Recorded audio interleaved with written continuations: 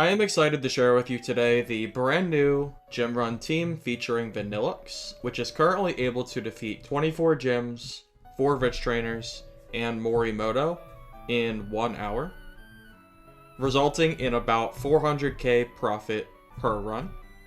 This video is going to go over both the Pokemon in the gym run team and the document guide to help you be able to complete the full gym run. This video will be separated by chapters, so if you want to skip the part where I talk about the Pokemon used in the run and want to go directly to the document guide, feel free to check the timeline of this video and skip ahead. First things first, what Pokemon are we using? We're using Garchomp with Adamant Nature, Typhlosion with Modest Nature, Togekiss with Modest Nature, Blastoise with Modest Nature, Aerodactyl with Jolly Nature, and Vanilluxe with Modest Nature. The EVs are very similar for all Pokemon. You either want Special Attack or Attack EVs, and then Speed EVs for all of them combined. To be honest, the remaining 6 EVs don't really have a huge impact, so feel free to put those wherever you like. The IVs you're going to want for every Pokemon are very similar as well. You're going to want 2x31 in either Attack or Special Attack and the Speed IVs, alongside the 15 plus in the secondary stats. You can get away with not having these additional IVs if you're on a budget. However, if you're breeding these Pokemon or find a good deal with high IVs in the secondary stats, I would recommend getting them, as it will just make your run a little bit easier and less RNG dependent. The primary moves that you're going to want is Earthquake for Garchomp along with Rock Slide, Eruption for Typhlosion, Hyper Voice for Togekiss, as well as Air Cutter, Water Spout for Blastoise, Rock Slide for Aerodactyl, and Blizzard for Vanilluxe. The other moves are used throughout the guide, and I will explain those once we get to the guide portion. But just know that those are the primary moves that we use. You are going to want to PP max the important moves that have a low PP total in order to reduce the amount that you're healing throughout the run. The abilities for these Pokemon are mostly secondary, but some of them are required. For example, you need Snow Warning for Vanilluxe for this to work, because it makes Blizzard not miss.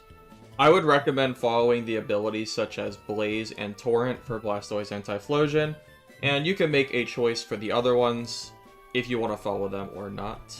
The last thing I want to talk about before we get into the document itself is the items. Garchomp's primary item is Choice Band. We need 3 sets of Choice Specs for Blastoise, Typhlosion, and Vanilluxe, 1 set of Choice Scarf, and a Wide Lens. There is an extra Wide Lens and Life Orb that we will use in the run that I'll go over in the document, but just know that these are the primary use items and the most expensive outside of the Life Orb. Just know that you will need these items if you want to make these runs work. This is the part of the guide that I know a lot of you have been waiting for because of the amount of words in this document. We are currently sitting at 8 pages of information, which I understand is a lot. So hopefully hearing me talk about this step by step will help you complete this gym run a lot easier with this knowledge in mind. First things first, if you need a refresher on the Pokemon used, we do have a list here at the top. This goes over everything that you need to know from the previous section. Some of the key notes that are important that I did not mention previously is that we are going to need the strings mod, which will save time during runs. This is going to decrease / get rid of the dialogue completely for healing at the PC. I have a link here. All you have to do is click this, and this will bring you directly to the strings mod.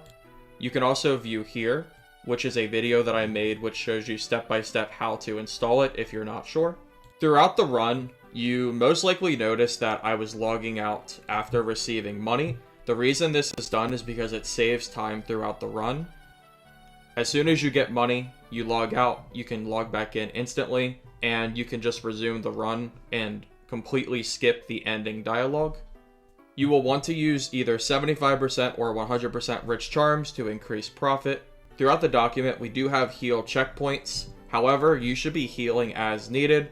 There is RNG in this run. Sometimes your team will take extra damage that you wouldn't normally take based on the teams that they have.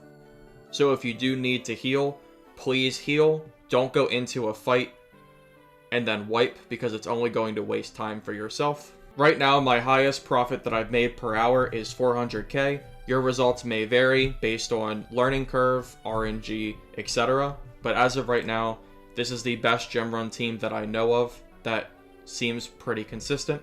If you want to join the Discord, which discusses everything PokeMMO, including gym runs, berry farming, events, and more, all you have to do is click on this link and click on this, and you'll get a direct invite to the server.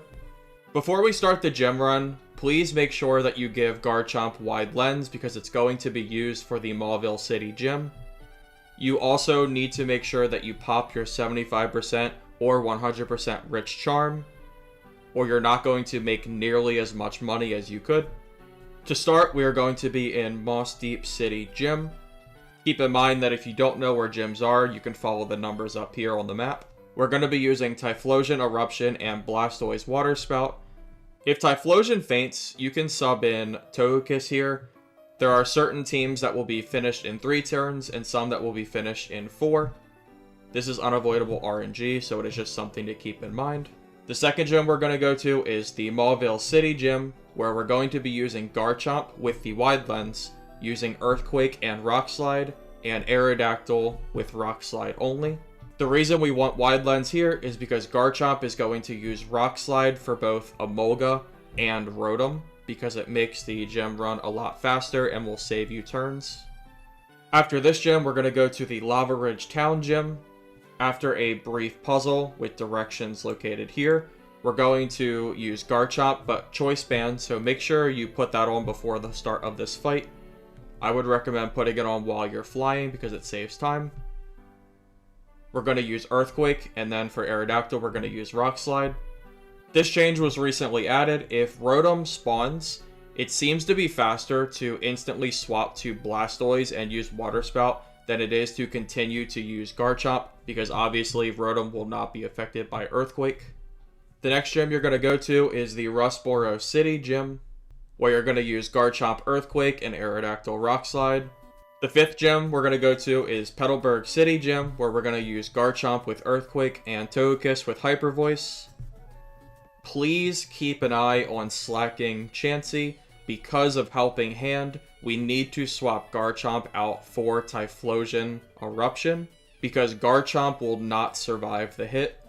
The sixth gym we're going to go to is the Dewford Town Gym, where we're going to use Blastoise Water Spout and Togekiss Hyper Voice. Finally, the last gym we're going to go to is the Fortree City Gym, where we're going to use Vanilluxe with Blizzard and Icy Wind, and Aerodactyl with Rock Slide and Thunder Fang. The key things to look out for in this gym is against turn 1 Pelipper, we're going to want to use Icy Wind. Otherwise, you want to use Blizzard. If Gyarados pops up, make sure you use Thunder Fang against them. And when Altaria pops up and uses the Cloud9 ability, if you're using Blizzard, go ahead and use Ice Fang instead, because your Blizzard is going to have a reasonably high chance to miss. After this, we're going to heal and sail to Sinnoh with Typhlosion and Togekiss. I went ahead and updated this part because we were using different Mon at the start of Sinnoh. We are now back to using Typhlosion and Togekiss. I'm going to be honest, Sinnoh is probably the most annoying region to play in. To start, we're going to be in Eterna City, and we're going to be using Typhlosion, Eruption, and Togekiss Air Cutter. The only RNG here is if your Air Cutter misses, but even if it does, this is usually a fairly fast gym. Next, we're going to go to the Hearthome City Gym, where we're going to use Togekiss Air Cutter and Vanilluxe Blizzard. Something to keep in mind is that if you get Curse Bodied, we're going to want to swap to Blastoise with Blizzard. We have also determined that if you get double Curse Bodied on turn 1, you should just quit and skip this gym. It is a very unlikely scenario, but if this does happen, it could result in a very long gym, which is not worth your time. So keep this in mind. If you get double Curse Bodied turn 1, I recommend just moving on to Oreburgh City. Next, we're going to go to Orberg City, where we're going to use Aerodactyl with Rock Slide and Protect, and Garchomp with Earthquake. Against Gigalith and Excadrill, I actually recommend skipping this gym as well. I'm actually going to leave that up to you. There are two options. You can skip because, quite honestly, this team is just really obnoxious to play against with the current setup that we have. You can also swap Arrow for Vanilluxe and then re-swap into Arrow immediately after. But just know that the fight does end up being a little bit long. I would not skip this gym if you skipped Hearthome City. But again, it is very unlikely that you're ever going to skip Hearthome City here. So just keep that in mind.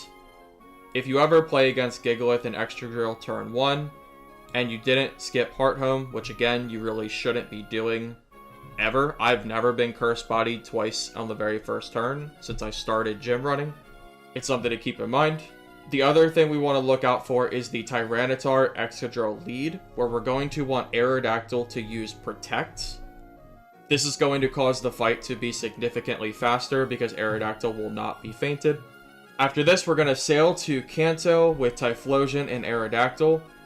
The big thing here is you want to battle the trainer in the gym of Orberg City and log out during the fight because this is going to teleport you back to the PC if you don't reconnect with full HP. So it saves you time having to travel back to the PC and the healing time. This is a really nice change, which saves probably a good 15 seconds or so. I would highly recommend doing it. Next, we're heading to Kanto, where we're going to go to Vermilion City Gym, which is right at the spawn left, and you're going to surf over, where we're going to use Aerodactyl Rock Slide and Garchomp Earthquake. After that, we're going to want to head to Celadon City Gym with Togekiss Air Cutter and Typhlosion Eruption. Just keep in mind that there is the small chance to miss with Togekiss Air Cutter, but it is pretty rare, and it shouldn't slow your gym down too much if you do. If Typhlosion gets poisoned, which is RNG based on the team you're fighting, I recommend substituting Garchomp Earthquake in, because Typhlosion will not be able to keep doing enough damage because it's getting poisoned. If Ninetales leads, I would recommend swapping Togekiss to Vanilluxe Blizzard. After this, we're going to want to head to Cinnabar Island, where we're going to use Aerodactyl with Rock Slide and Blastoise with Water Spout. We did have the use of Protect in here, but currently it does not seem like that is the most optimal. Next, we're going to head to Pewter City, where we're going to use Garchomp with Earthquake and Aerodactyl with Rock Slide. Nothing special here. Next, we're going to want to head to Saffron City Gym. The directions for this are up here at the top. We're going to be using Typhlosion Eruption and Aerodactyl Rock Slide. We did have instructions to heal for PP here, but currently with the changes that were made, this is currently not an issue because you're only using Typhlosion once before this battle. Something to keep in mind if you do end up having to swap here is that Lapras can spawn here, which has Water Absorb, so I would try my best not to add Blastoise in if you need to. And at the end, we do have the instructions here to leave the gym. Next, we're heading to Fuchsia City, where we're going to use Typhlosion Eruption and Togekiss Hyper Voice. Please keep in mind that constant swaps are going to happen during this fight, so please do not Earthquake your own Pokemon if Garchomp gets swapped in. It is very easy to forget and go on autopilot, and then it ends up causing problems in the gym itself. And you definitely do not want to fail this battle. And finally, the last gym in Kanto is going to be Cerulean City Gym, where we're going to use Blastoise with Water Spout and Togekiss with Hyper Voice. Something to keep in mind is that this gym has Jellicent and Quagsire, which both have Water Absorb. So in this instance, we're going to swap Blastoise for Garchomp. We'll also plan to substitute Togekiss for Aerodactyl Rock Slide as needed. After this gym is done, we're going to heal and sail to Unova with both Aerodactyl and Typhlosion. So, once you're at Unova, we're going to be heading straight to Castelia City. We're not even going to be flying anywhere. We're going to use the Aerodactyl with Rock Slide and Protect, and Typhlosion with Eruption. In the case that you play against Durant, Aerodactyl is going to want to use Protect. Next, we're going to want to head to Striation City. Please keep in mind, if your Typhlosion takes damage in Castelia City, you are going to be required to heal, which is unfortunately a little bit of a waste of time, but you do want to make sure that your Typhlosion has full HP for the water trainer because of the eruption move. For the fire trainer, we're just going to use Aerodactyl and Blastoise. For the grass gym, we're just going to use Togekiss and Vanilluxe. And for the water gym, we're going to use Togekiss again with Typhlosion. In the event that Typhlosion does faint, you should be able to substitute Garchomp with Earthquake here and be able to do this gym relatively easily. Now we're going to head to Nimbasa City Gym. And once you get inside, remember that you want to log out at the very first roller coaster to make it instantly appear again. This will save you a few seconds, and it's just something that you might as well do. We're going to be using Garchomp with Life Orb, so make sure you swap to that Life Orb during the roller coaster, because it will save you time, because you don't have to sit there and swap. You're going to use Earthquake and Rock Slide here. If Aerodactyl faints, you're going to want to sub Togekiss with Hyper Voice, and if Electros spawns, make sure you're using Rock Slide, because Electros will not be affected by Earthquake. Next, we're going to want to head to Opelucid City Gym. In the event that your Typhlosion needs additional PP, depending on when you had to heal, I would definitely heal before this gym. We're going to be using Typhlosion, Eruption, and Vanilluxe Blizzard. The substitute here is going to be Blastoise Blizzard in the event of a faint.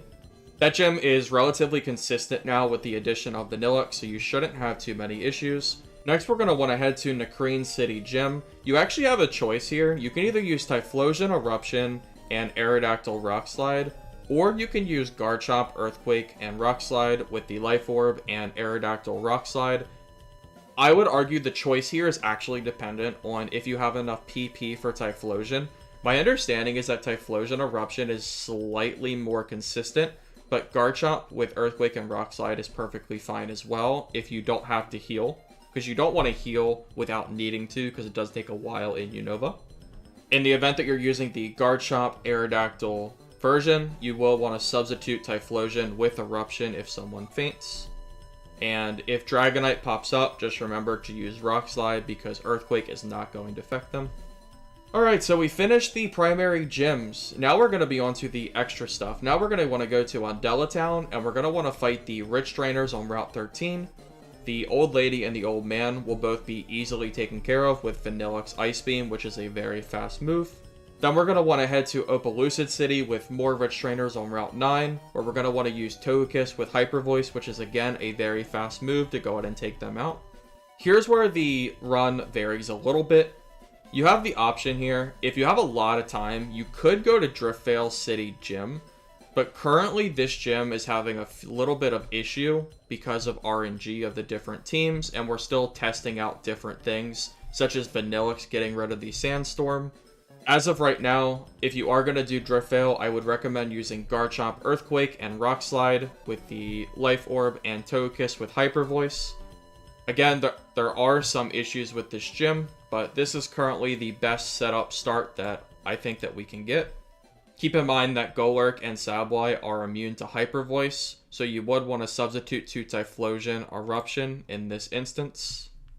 You could also try to Air Cutter if Golurk spawns, but you do have the chance to miss, which could also mess up the gym as well. You can probably tell by the way I'm talking about it that I'm kind of leaning towards just moving on to Castelia City for Morimoto. This is the battle that I know a lot of you are going to be a little bit confused about at first, and I am still learning it myself. But the primary things to know is that when you start the battle, you're always going to want to start with Garchomp Choice Band with Earthquake. Some of the key Pokemon to keep an eye out for is if you see Jolteon, you're going to want to swap to Typhlosion Eruption or Flamethrower if you have low HP, because obviously Eruption will not do very much damage. In the case of Mamoswine, you also want to swap to Typhlosion for the same reason. For Mew, I recommend swapping to Vanilluxe with either Signal Beam or Garchomp with Crunch.